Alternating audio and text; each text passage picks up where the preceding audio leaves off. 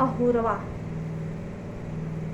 भवानी चौक। आइए, न्यूज़ तो वायरल चल रहा है, सब लोग देख रहे हैं न्यूज़ को, पूरी दुनिया देख रही है। हमारे देश के सीएम योगी भी ट्वीट किए हैं, सियासती मामला हो गया है। लेकिन इसके पीछे हमें सीख क्या मिलती है? ये न्यूज़ तो दुनिया देख रही है, इन न्यूज़ के बारे में हम चर्चा नहीं करेंगे, उसके पीछे हमें सीख क्या मिल रहा है, हमें सीखना क्या चाहिए, हम वो चर्चा जरूर करेंगे। पूनम भारती एक महिला थी, उनके पति जो थे, कौन से कुमार हैं, नाम मेरे दिमाग से निकल जा रहा है, जबकि कल से मैं वही न्यूज़ देख रही हूँ। मैं सोची मुझे भी बोलना चाहिए थोड़ा इस मामले में, तो मैं भी बोल रही हूँ। अच्छा लगे तो कमेंट करके आशीर्वाद जरूर दीजिएगा आप लोग। तो ये जो पूनम भारती जी थी, अभी तो है नहीं इस दुनिया में, भगवान उन लोगों के आत्मा को शांति दे, स्वर्ग में निवास करवाएं इन लोगों की आत्मा को। इनकी थोड़ी सी चूक की वजह से एक हंसता खेलता परिवार चला गया। 2 बच्चियाँ, उनकी क्या दुश्मनी थी भाई? वो बच्चियाँ क्या बिगाड़ी थी? वो तो ठीक से दुनिया भी नहीं देखी थी, वो तो भी पैदा हुई थी कि धरती पे कदम रखना सीख रही थी भाई। वो बच्चियाँ क्या बिगाड़ी थी? वो एक न्यूज़ में मैं देखी कि शादी के पहले से ही अफेयर था। अगर शादी के पहले से अफेयर था, ये न्यूज़ सच है, तो शादी हो जानी चाहिए थी। फिर शादी क्यों नहीं किया? अगर इतना प्यार में पागल था, जान से मार डाला। ऐसा केस सूरत में भी निकला था, पूरा ट्रैफिक लगा हुआ था आज के 1 साल 1.5 साल पहले। तो अगर शादी के पहले से अफेयर था तो शादी कर लेना चाहिए था उस लड़के को। जब इतना प्यार में पागल था तो शादी कर लेनी चाहिए थी। मुझे नहीं लगता भारती और वर्मा में बहुत ज़्यादा का डिफरेंस होता होगा, मुझे नहीं लग रहा है।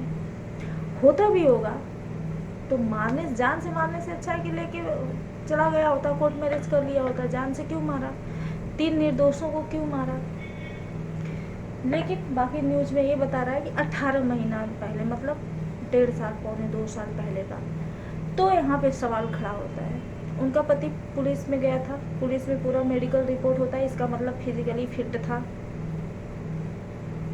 उनका पति टीचिंग करता था, टीचर था, इसका मतलब फाइनेंशियली फिट था। टीचिंग करता था, इसका मतलब पढ़ा लिखा शिक्षित था। फिर कमी आई कहाँ से कि इन मैडम को किसी पराये मर्द की तरफ देखना पड़ा, झुकना पड़ा, जाना पड़ा और अवैध संबंध बनाना पड़ा। और सुनने में आ रहा है कि जब मैडम ने इस अवैध संबंध के लिए मना कर दिया तो ये उनको परेशान करने लगा, चौक चौराहे पे इन्हें छेड़ने लगा। इनके पति को पूरी जानकारी थी, उसी वजह से उन्होंने रायबरेली छोड़ करके अमेठी में घर लिया था, भाड़े से रूम लिए थे जहाँ पढ़ाते थे, उनके उस स्कूल के बगल में ही।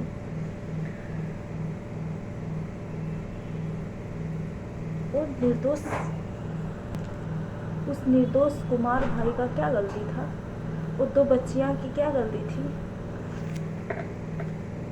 और प्यार, एक कौन सा प्यार हुआ कि जान से? अभी वो जिंदा होती तो उसको एक उम्मीद रहता, देख लेता। कि प्यार शरीर से नहीं, प्यार आत्मा से किया जाता है। प्यार वो होता है ना कि अगर कहीं पे कोई जिंदा है और सुन ले कि खुश है, बढ़िया से है, सुखी है, तो भी खुशी मिलती है। प्रेम उसको बोलते हैं। प्रेम को क्यों तुम लोग दागदार कर रहे हो भाई? प्रेम का मतलब जानते हो प्रेम होता क्या है? जो मीरा ने की थी गोपाल जी से वो प्रेम था, जो राधिका जी ने की थी वो प्रेम था, जो पार्वती जी ने इनके भोलेनाथ के लिए इतना कठिन तपस्या की वो प्रेम था। प्रेम को आप लोग, प्रेम को ऐसे दागदार ना करो। ऐसे ही प्रेम बदनाम हुआ है, हो चुका है, ये प्रेम नहीं है। तो अगर शादी के बाद वो हर तरह से फिट था तो लाजमी था जान जाना, क्योंकि एक द्वापर त्रेता युग से आ रहा है। पराये पुरुष के संपर्क में गए तो रामायण भारत सब कुछ लिखा गया, इतिहास गवाह है। आपको एक छोटी सी मैं कहानी बताती हूँ रामायण की। आप लोगों को याद होगा, जिसको पता होगा, अहिल्या किसकी वाइफ थी, किस ऋषि मुनि की पत्नी थी वो? ऋषि मुनि की पत्नी थी ना, सूर्य देवता जो पूरे दुनिया, देश, पृथ्वी पर प्रकाश फैलाते हैं। सूर्य देवता के मन में उनके अहिल्या के को देख करके सूर्य देवता की नज़र खराब हो गया, दृष्टि खराब हो गई और खराब दृष्टि से देखने लगे। और किए क्या कि मध्य रात में ही उन्होंने भोर कर दिया और ऋषि मुनि ने नहाने के लिए, यमुना जी नहाने के लिए निकल पड़े। और उन्होंने अहिल्या के सामने उनके पति का वेश धारण करके उनके पास आए और उनको रिझाना शुरू किया, जबकि वो बोल रही हैं कि आप तो सब काम वासना ख़त्म कर दिए थे। फिर नहीं, आपको देख करके हो गया, कैसे गए आप, इतनी जल्दी कैसे आ गए, आप तो नहाने गए थे। बोले आपको, सूर्य देवता को उगने में समय था, मुझे आपका चेहरा याद आ गया। उन्होंने भेष बदल के आया, उन्होंने एक पराई स्त्री को हाथ लगाया। और जब ऋषि मुनि पहुँचे नहाने यमुना जी, तो देखे अभी तो बहुत रात है, मध्य है रात्रि का, बीच का रात है, न इस पार न उस पार। और लौट आए तो देखे इन दोनों को साथ में। गलती किसकी थी? सूर्य देवता की गलती थी। लेकिन श्रापित कौन हुआ? पत्थर की मूर्ति बनके कौन इतने सालों तक राम जी का इंतजार किया? अहिल्या ने।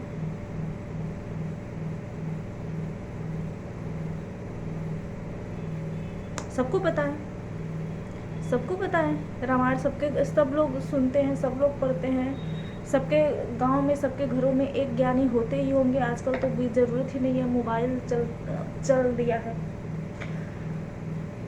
तो उस जमाने में भी, उस युग में भी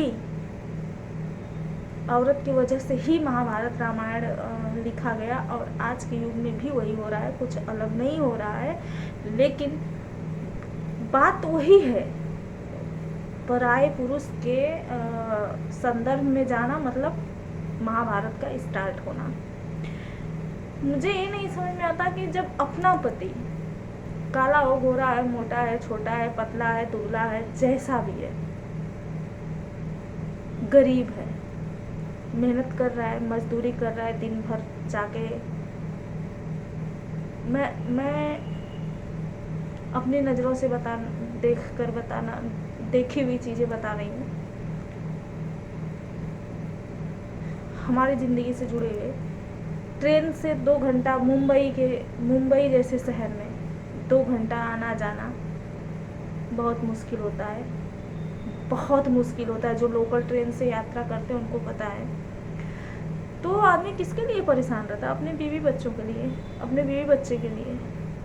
और हम उनके संघर्ष को ना देखते हुए, और किसी चीज़ को, उनका क्या मजबूरी था, क्या उनको लालसा था, क्या चाहिए था, जबकि उनका पति तो हर तरह से सही था, पढ़ा लिखा था, नौकरी कर रहा था, 2 बच्चियां थी, पुलिस डिपार्टमेंट से रिज़ाइन दे करके आया था, प्यार करता था, समय देता था, साथ में रखता था। फिर इनको क्या मजबूरी आन पड़ी कि 18 साल पहले एक पड़ोसी के साथ इनको अवैध संबंध में रहना पड़ा, और मना कर दी तो जान गंवानी पड़ी। और उसमें से 3 बेकसूर निर्दोष लोगों की जान गई है।